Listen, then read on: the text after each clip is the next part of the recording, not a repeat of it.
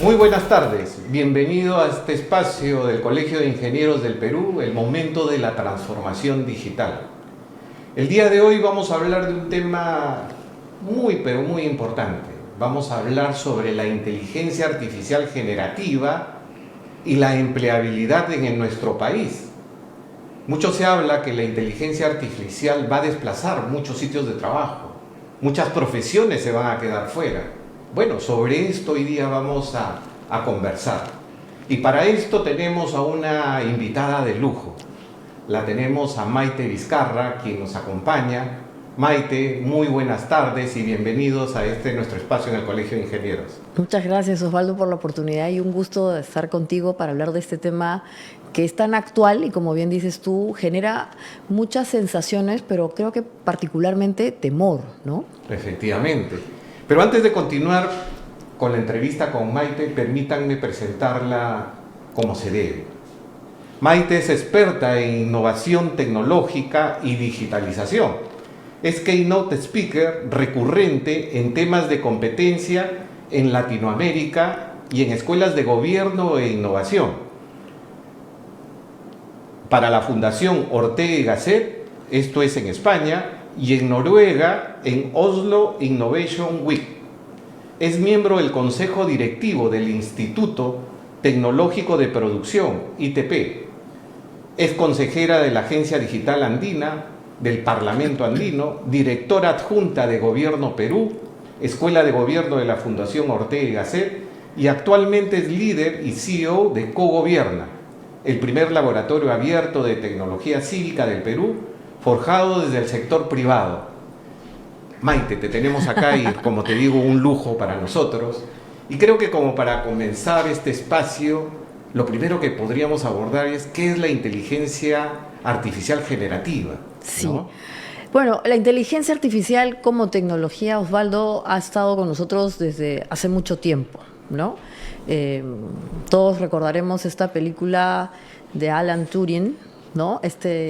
Digamos, precursor del cálculo matemático que tuvo preponderancia durante las guerras mundiales, tratando de desencriptar o romper códigos a través de los cuales en plena guerra se mandaban mensajes, ¿no? Entonces, eso es el comienzo de la inteligencia artificial, pensando en una tecnología que ayudaba a emular algunas funciones cognitivas. Pero digamos que esta capacidad tiene un momento de quiebre hace un par de años, cuando una empresa ya muy famosa, OpenAI, lanza su modelo más comercial que ahora todos usamos, que se conoce como el famoso ChatGPT o el ChatGPT. Noviembre de 2023, si mal no recuerdo. Exactamente. Y ese es un hito porque, claro, la forma en que ahora podemos vincularnos con la tecnología y en particular con esta, tiene una particularidad y es que le hablamos. Y le podemos hablar porque estamos compartiendo el mismo código que es el lenguaje humano. Nos comunicamos con la tecnología a través del lenguaje humano, letras, códigos, frases. Entonces, eso que se conoce como los lenguajes extendidos, los LAMA en inglés, los LLMA, es la característica típica de lo que nos permite interactuar con esta inteligencia artificial generativa, que se llama generativa porque genera nuevos, digamos, ideas, conceptos, no necesariamente ideas, pero que en la interacción con el ser humano puede, como digo, emular algunas funciones cognitivas, ¿no? Y creo que tocas un tema interesante, Maite, porque efectivamente, ¿no? Antes este era un espacio exclusivo de los ingenieros de sistemas, en donde a través del lenguaje de programación podían ellos interactuar. Y todo lo que es el lenguaje natural a través de la inteligencia artificial generativa nos permite tener ese contacto a través del lenguaje, ¿no? Y por el idioma que sea. Así es. ¿No?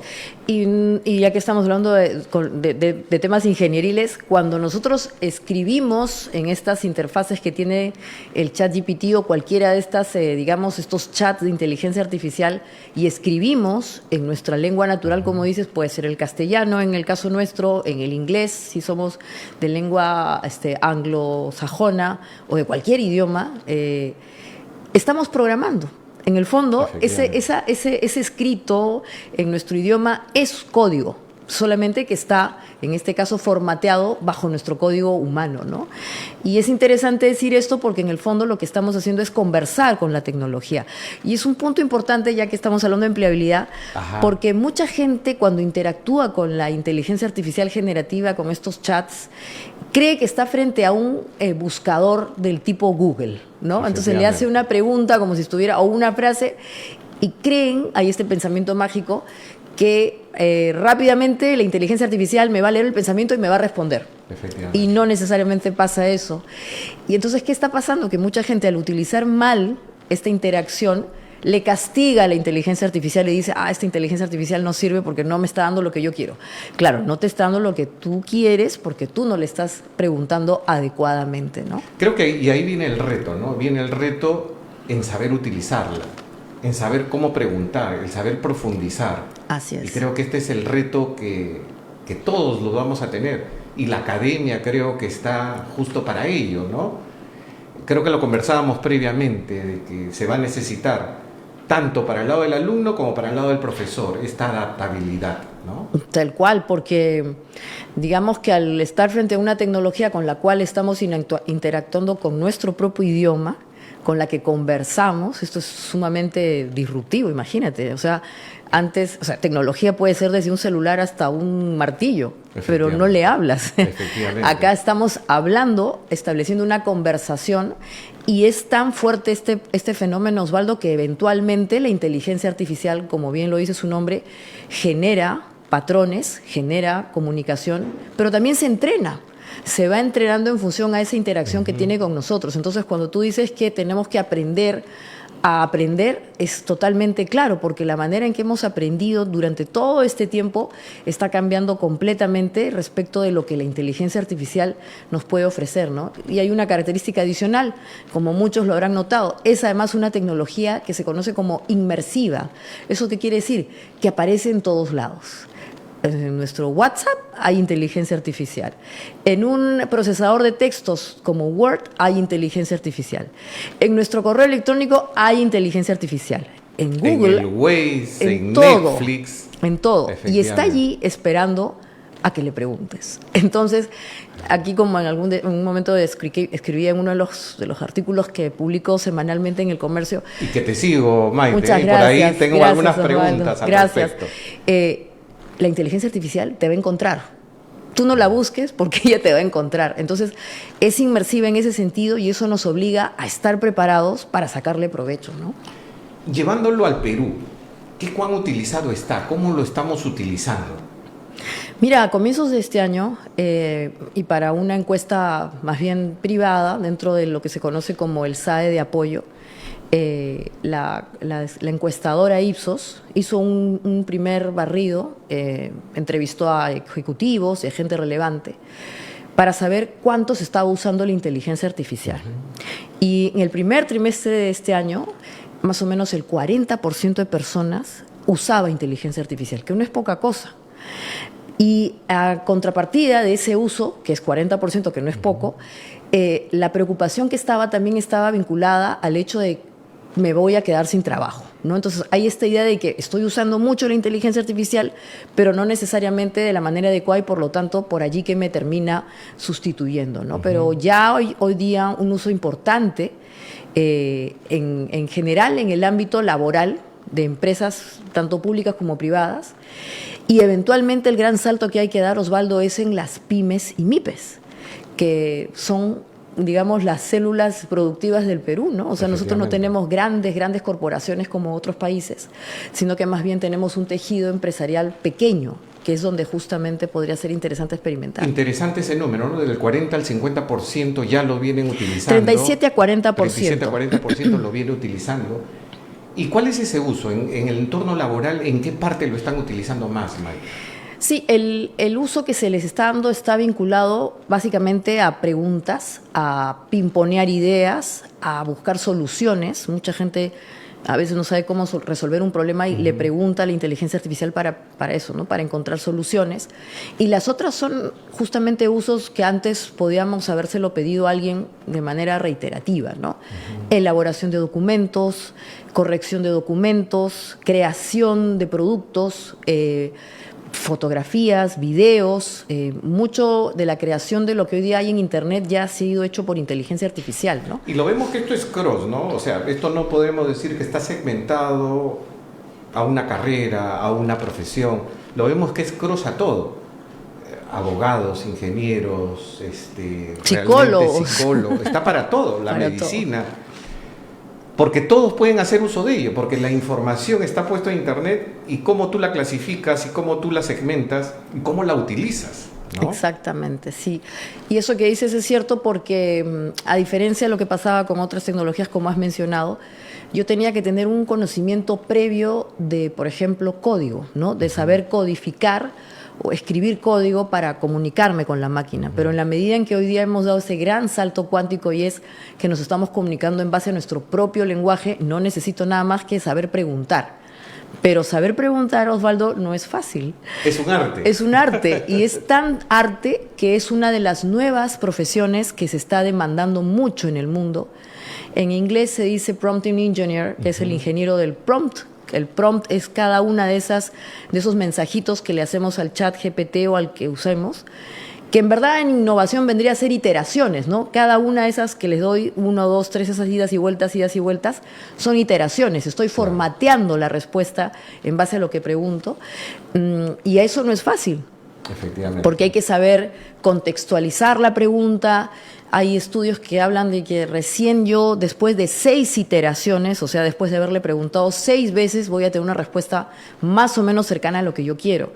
Y eso es importante mencionarlo, Osvaldo, porque como decía al comienzo, mucha gente está castigando la IA y dice, no, pero la IA es tonta porque no me da lo que yo quiero. Es que si la gente también se queda tranquila con 2 iteraciones o 3 iteraciones, está buscando que le resuelva un problema tal como lo han preguntado, de manera muy frágil, ¿no? Yo ponía muy un ligera. ejemplo a base de lo que estás comentando, ¿no? Y decía, hazle una pregunta a la inteligencia artificial, por ejemplo, quiero una dieta. Simplemente colocarle quiero una dieta, como si estuvieras interactuando con Google. Y te va a dar una dieta, muy genérica, pero te la va a dar. Pero si tú le pones el contexto, compórtate como un nutricionista, deseo bajar de peso, quiero que me des una dieta semanal con tal y cual característica, te lo va a dar mucho más completo. Y ese prompt se va mejorando. Y si después le dices, mira, tengo tal edad, tal sexo, quiero tal objetivo, quiero un plan semanal en un formato tabular, te lo va a dar bajo otro contexto. Entonces, efectivamente, ¿no? Como para poder obtener un buen resultado, tienes que estar ahí, interactuando, ¿no? Y mencionas que son 6 veces la cantidad mínima para poder interactuar y sacar un buen prompt. Al menos 6 prompts, o sea, o 6 iteraciones, ¿no? Pregunto una, me devuelve 1, 2, 6, para tener más o menos una respuesta mínimamente adecuada a lo que yo quiero. Ahora, lo otro que es importante es contextualizar, ¿no? Y acá hay otro dato importante, porque cuando hablamos de inteligencia artificial hay personas que se autoexcluyen por el tema de la edad, ¿no? Dicen, no, ya la inteligencia artificial no es para mí, eso ya, yo no entiendo de lo digital, ¿qué será? Ante la inteligencia artificial, Osvaldo, todos estamos en la misma línea de partidor. Porque como es una tecnología absolutamente única, nunca en la humanidad ha habido esta posibilidad. Recién hoy, cualquier ser humano, no importa su edad, hasta que se muera, puede usarla y sacarle provecho. Lo que hay que tener es la habilidad y estas herramientas, que es cómo escribir el prompt, cómo hacer un buen prompt, y obviamente también otras habilidades que están vinculadas también, por ejemplo, con cómo definir o determinar los sesgos y cuándo es que la inteligencia artificial tiene estas famosas alucinaciones, ¿no? Todo eso es parte de las habilidades que tenemos que desarrollar y que cualquier persona, sin importar su edad, puede hacerlo. Es más, diría yo, alguien que tiene más experiencia o que tiene más conocimiento está en más ventaja de poder contextualizar mejor. Lo que hay que hacer es enseñarle a contextualizar para que justamente consiga lo que está buscando. Bueno, y por ahora se necesita ese binomio, ¿no? Tu expertise en la profesión en la cual uno está, para darle ese sentido, esa humanización y ese contexto que se quiere. Así es. Bajo eso de lo que estamos conversando, Maite, ¿qué oportunidades nuevas se han abierto en el campo laboral? Hemos visto de que las pymes y las pequeñas empresas, que son el motor, lo están utilizando. Pero ¿qué oportunidades tú ves en el mercado con ese binomio que se pueden utilizar? ¿Qué oportunidades de nuevas carreras, nuevos empleos se pueden generar? Sí, mira, hace unas semanas estuve en Chile y hay que mencionarlo.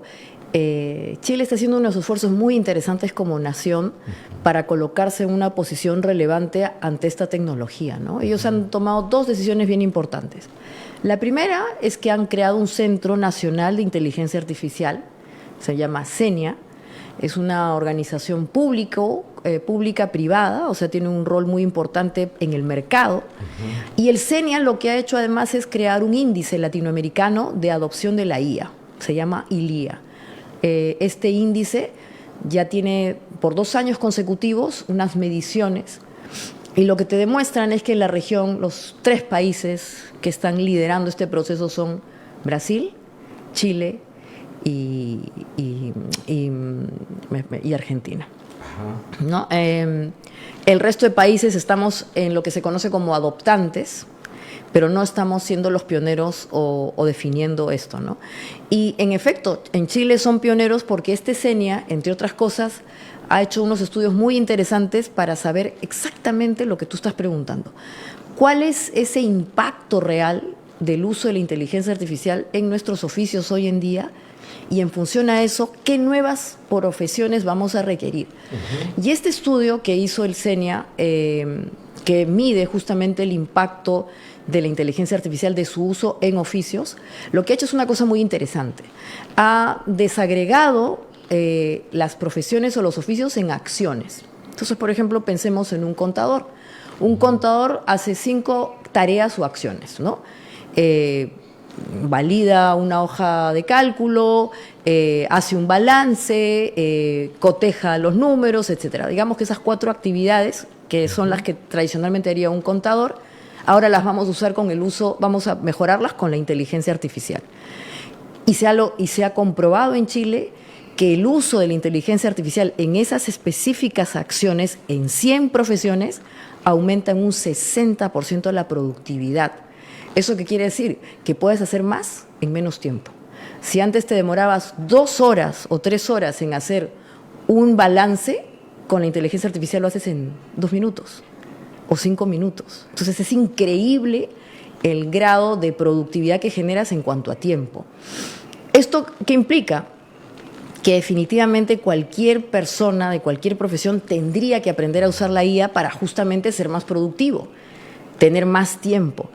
Y ahí viene el reto. Creo que acá sacas un mensaje interesante, ¿no? Un mensaje interesante, creo que para todos los que nos están viendo, nos están escuchando, de que la inteligencia artificial no viene a desplazarnos, viene a complementarnos y a ser más productivos. Así es. Y cada quien en el área en la cual se desenvuelve. Exactamente. ¿No? Esa es una evidencia real. El uso de la inteligencia artificial generativa aumenta nuestra productividad. En el caso chileno, 60%. No tenemos, mira que es interesante, Osvaldo, no tenemos una línea de base para el caso del Perú, y sería interesantísimo ahora que estamos en el Colegio de Ingenieros de poder plantear uno de estos estudios para saber si ese rango es el mismo en el caso del Perú. Recordemos que lamentablemente el Perú es uno de los países con el nivel más bajo de productividad, porque en pleno siglo XXI nosotros todavía seguimos utilizando papel, hacemos muchas cosas de manera manual, no usamos tecnología. Entonces es probable que si hacemos una adopción adecuada del uso de la IA generativa, nuestra productividad aumente. Entonces, claro, como seguramente muchas de nuestras actividades van a ser hechas de mejor manera y más rápido por la IA, lo que tú dices es verdad. Entonces, ¿qué va a pasar con esas actividades? Rápidamente van a ser suplantadas, ¿no? En el caso chileno, se ha tomado en cuenta, por ejemplo, que actividades como pueden ser los contadores, los abogados, los economistas, los psicólogos, si no usan adecuadamente la inteligencia artificial, van a tener reemplazo en muchas de sus actividades. Y de hecho ya existen hoy día. Es histórico, ¿no? Así es, hay desde ejemplos la aparición claros. de la imprenta, de la aparición de la computadora. Cada quien siempre ha habido un pequeño rechazo al cambio, creo que de generación en generación. Creo que estamos en esta nueva etapa en la cual la adopción, la no adopción, creo que es desfasarse de lo cuán productivo puedes hacer. Exactamente. ¿No? Y no solamente la productividad, Osvaldo, sino que antes hablábamos mucho de la brecha digital, pero probablemente la brecha más, digamos, irreductible que vamos a vivir es esta, la de la inteligencia artificial. Porque si no nos preocupamos por aprender cómo usarla, de verdad que vamos a quedar desfasados en un tiempo que va a ser muy difícil de recuperar. Y otra vez reitero, no tiene nada que ver con la edad. Cualquier persona puede aprender a sacarle provecho a la inteligencia artificial si quiere. Y lo bueno es que hoy día, justamente usando inteligencia artificial, podemos aprender a saber cómo usarla, ¿no? Mira, creo que tocas un tema interesante, porque efectivamente las personas de edad se sienten relegadas, ya sea porque no ven bien, porque no digitan bien, pero tiene esta facilidad que puedes hablar con ella y puedes interactuar de esa manera y profundizar. Así es, por la voz. Efectivamente, ¿no? Es maravilloso porque hasta hablando, o sea, tú le puedes preguntar usando la voz humana y te va a dar una respuesta, ¿no? Entonces, en verdad, no hay límite. Y yo creo que aquí el gran reto para países como el Perú, economías como las del Perú, es que de una vez la integremos a nuestros procesos productivos, ¿no? Y eso inevitablemente, como tú dices, va a implicar que algunas funciones van a tener que adaptarse o eventualmente desaparecer. Y allí es donde aparecen las nuevas oportunidades, ¿no?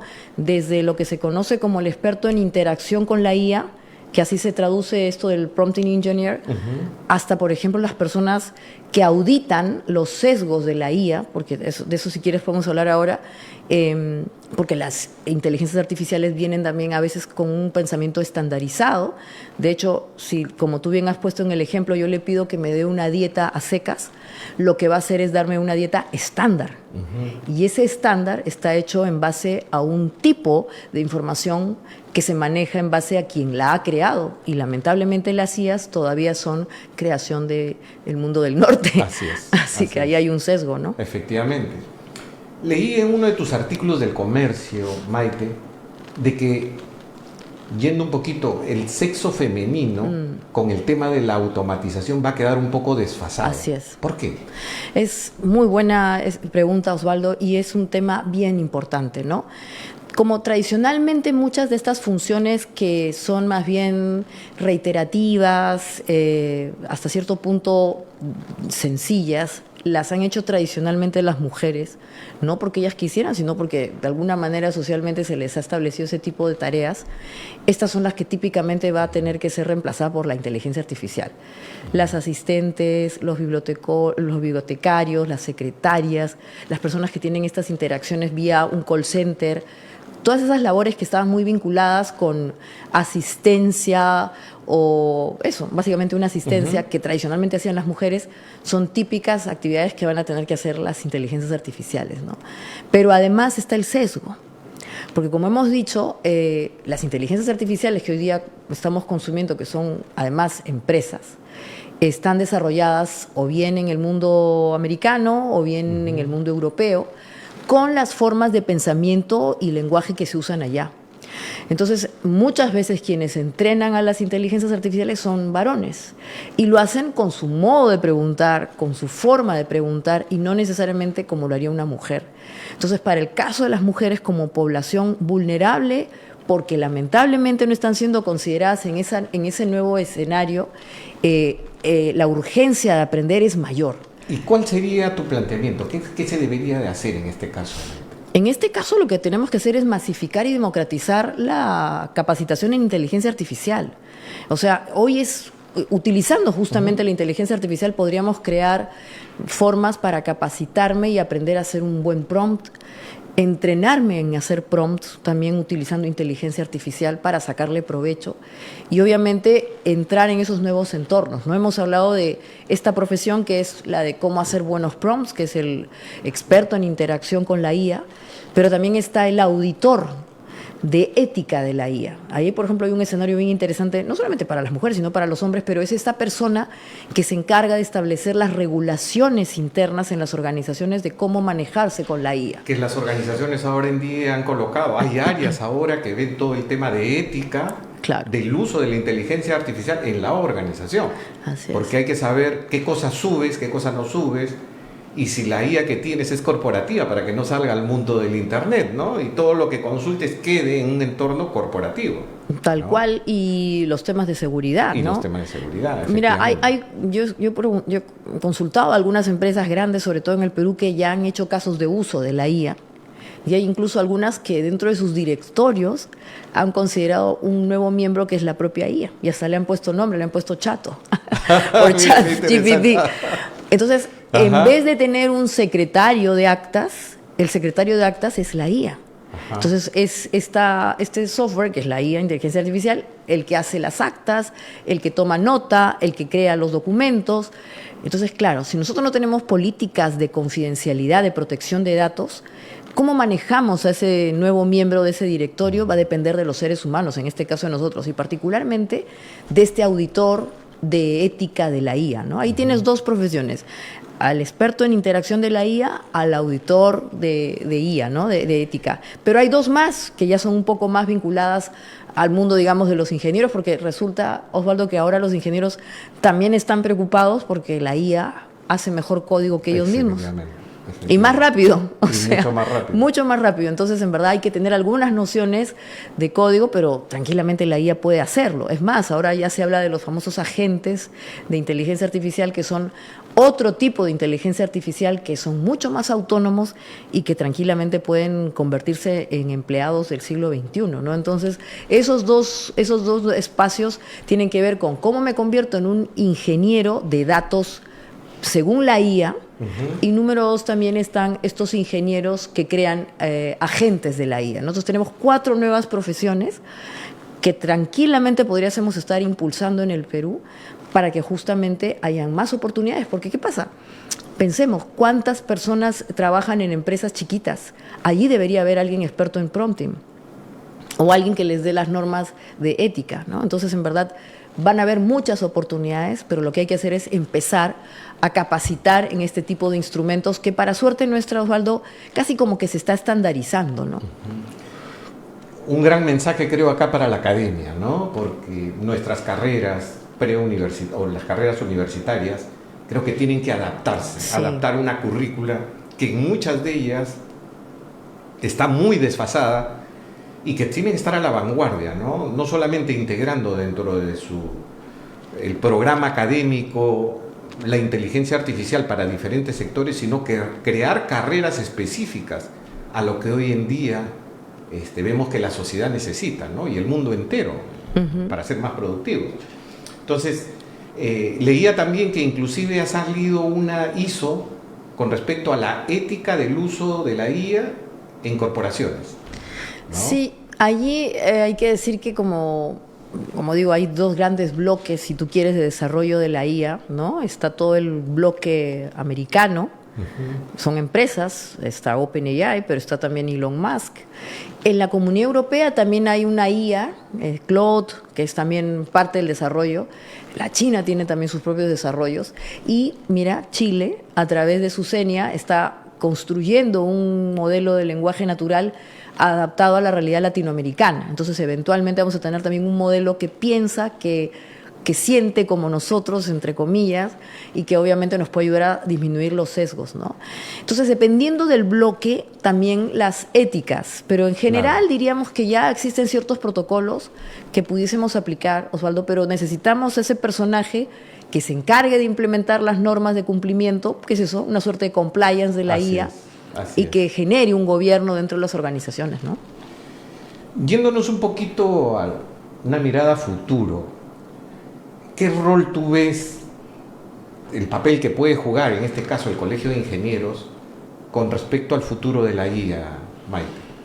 Bueno, mira, yo creo que el Colegio de Ingenieros podría ser un gran promotor de esto que estamos mencionando, ¿no? De cómo democratizamos el acceso de la inteligencia artificial generativa, de su uso a más peruanos, ¿no? Entonces, en verdad, esto es tan fácil como, podríamos decir, empezamos a hacer capacitaciones en prompting, certificaciones que pueden ser, ahora hay muchos de estos vendedores, hay quienes saben y quienes no saben en internet, pero claro, uno no sabe exactamente en qué contexto, ¿no? Aquí podríamos tener esas capacitaciones más vinculadas a la empleabilidad específicamente, y eso implica también masificar el uso de la inteligencia artificial para que la gente la entienda bien.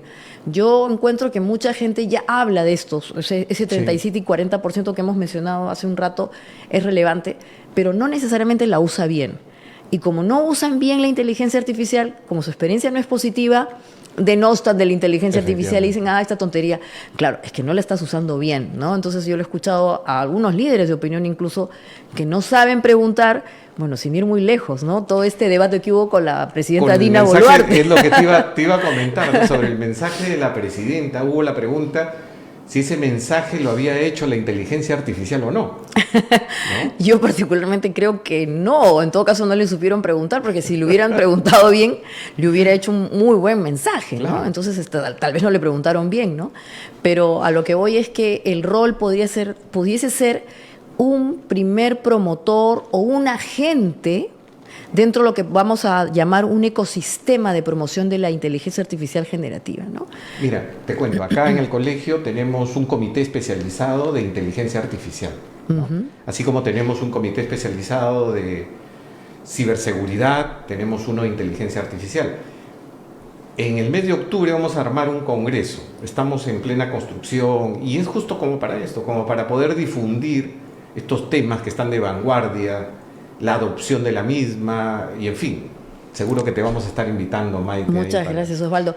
Y lo otro es que lo acerquemos a la empleabilidad, pero también a la productividad, ¿no? Porque imagínate, si nosotros facilitásemos estos instrumentos a las muchísimas pymes que hay en el Perú, les podríamos ayudar a que se formalicen sin darse cuenta.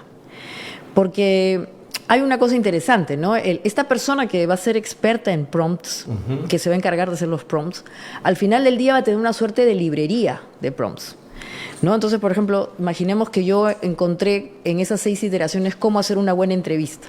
Le pregunté a la IA cómo hacer esa entrevista y ya tengo los prompts. ¿Qué hago? Los voy a archivar.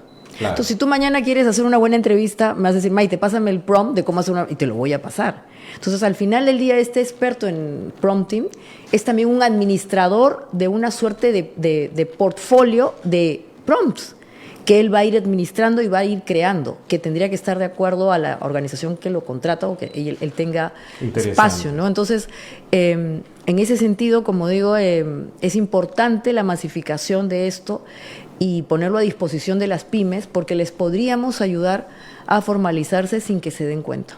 Y a nivel de políticas, a nivel del Estado, ¿qué se podría impulsar? Es una gran pregunta, Osvaldo. Sí. Tú seguramente... Porque nada de esto se escuchaba en el mensaje presidencial. Algo que está en la vanguardia, sí. Algo que vemos que la empleabilidad lo necesita, pero no hemos escuchado nada. Y no hemos escuchado nada, Osvaldo, porque lamentablemente yo creo que estamos fallando en adelantarnos, ¿no? O sea, nos ha comido, ya hablando en términos políticos, el cortísimo plazo, ¿no? Y las cosas que hasta cierto punto son anodinas, ¿no? He puesto como ejemplo Chile, que tiene un Centro Nacional de Inteligencia Artificial, que está levantando un lenguaje propio. Entonces uno diría, ¿y el Perú se merece tener un Centro Nacional de Inteligencia? Yo creo que no, porque primero tenemos que mejorar algunas cosas como son capacidades mínimas, ¿no? Para poder hablar de ese Centro Nacional de Inteligencia, ¿no?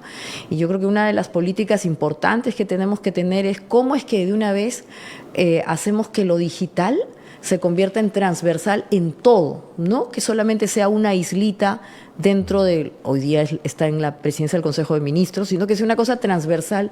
Y eso, Osvaldo, eventualmente podría ser la creación de una entidad propia, no un ministerio, no sé, pero algo que realmente tenga una lógica transversal que te permita a ti en todos los sectores introducir la tecnología, en este caso la inteligencia artificial también, pero de manera concreta. Imagínate el cambio que se daría en la administración de justicia en el Perú si usásemos inteligencia artificial. Sería totalmente vemos disruptivo. En un juicio cantidad de documentos y expedientes que no sé si los leerán todos, pero si tú los digitalizas y interactúas con ellos... Claro.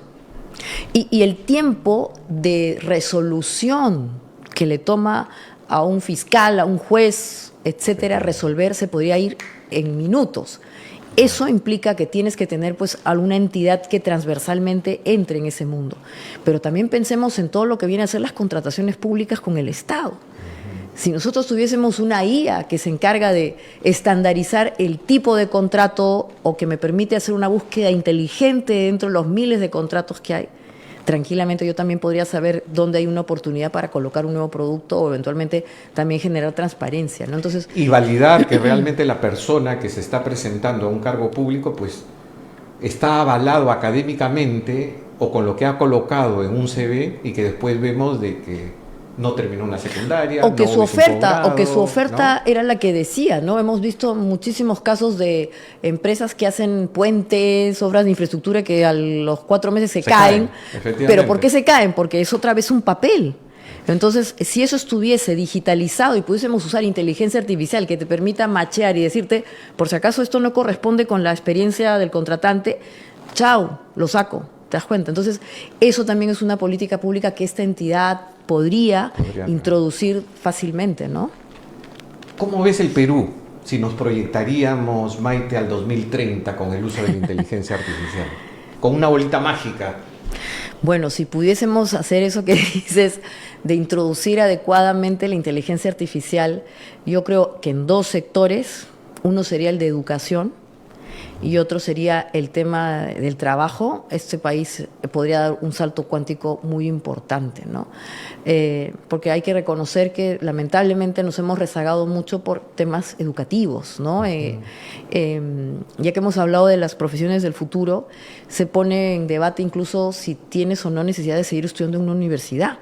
Imagínate. Porque la universidad en sí mismo ya no tiene mucha lógica en base a lo que la inteligencia artificial te puede ofrecer. Ahora se hablan de certificaciones en línea, están estas formaciones rápidas tipo los bootcamp que te dan cierto tipo de habilidades complementarias que hay que de alguna manera integrar y sobre todo darle la posibilidad a las personas más jóvenes que estudien cosas que de verdad les va a dar la posibilidad de tener un trabajo y no solamente, como dicen ellos, un cartón que al final del día se devalúa. Entonces, mirando al 2030, si pudiésemos establecer una política real de uso de la inteligencia artificial en la educación y en el empleo, tal vez pudiésemos un poquito acercarnos a lo que fuimos hace 15 años atrás, porque contra eso estamos un poco lejos.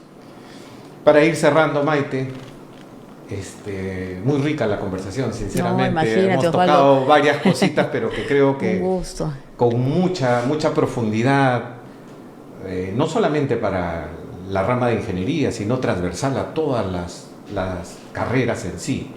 ¿Qué mensaje le podrías dar a la juventud, a esos jóvenes que están estudiando, que están en la universidad, con respecto a tu experiencia también que tú has tenido fuera? Sé que has vivido un buen tiempo en Noruega, ¿no? ¿Qué mensaje le trasladarías?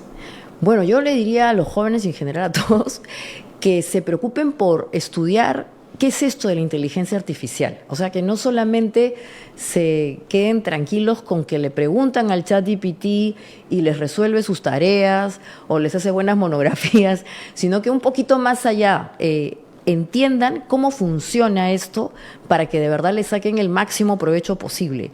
Y eso, por ejemplo, pasa por averiguar o por leer cómo piensa la IA. La suerte hoy día, Osvaldo, es que estas inteligencias artificiales además te permiten ver cómo está pensando. O sea, tú puedes ir viendo cómo ella va armando el prompt, está abierto eso. Entonces también tú puedes darte cuenta la manera en que está razonando la inteligencia artificial. Yo les diría a esas personas jóvenes que usen la IA, que se preocupen de entenderla y que obviamente la traten de integrar cada vez más a sus labores y que además lo digan. Cuando hacen un trabajo usando inteligencia artificial, comenten y digan, lo he hecho con el uso de la inteligencia artificial, en este tipo de labor he usado la inteligencia artificial por 2 cosas. Primero, porque esa persona está demostrando que es un profesional o un estudiante de vanguardia, pero adicionalmente por el tema ético, para que tú también estés diciéndole a otra persona, ese es un muy buen punto. Lo he hecho con inteligencia artificial. Efectivamente. No hay cómo decirlo, porque está para ayudarnos y a ser más productivos. Y como digo, sea que tú eres un profesional o que eres un estudiante, decir este texto, este trabajo, lo que fuese, se ha hecho con el soporte de la inteligencia artificial, como digo, te da a ti el feedback de que esta persona sabe usar inteligencia artificial, pero que además le ha sabido sacar provecho porque ese producto es en verdad tuyo, no es de la inteligencia artificial. Efectivamente. Muchas gracias, Maite, muchas Osvaldo, gracias por estar con nosotros. Muchas gracias. El agradecimiento del Colegio de Ingenieros por haber dado tu tiempo y compartir con nosotros este espacio. No, muchas gracias y como siempre decirles que estoy en las redes sociales como @tectulia y pronto verán también novedades vinculadas a este uso de la IA con una propuesta de un sandbox para usarla. Muchas gracias, Maite.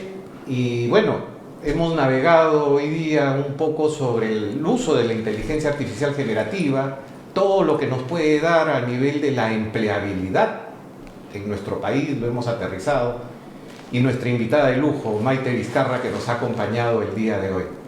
Muchas gracias a todos, nos vemos la próxima semana a la misma hora. Gracias.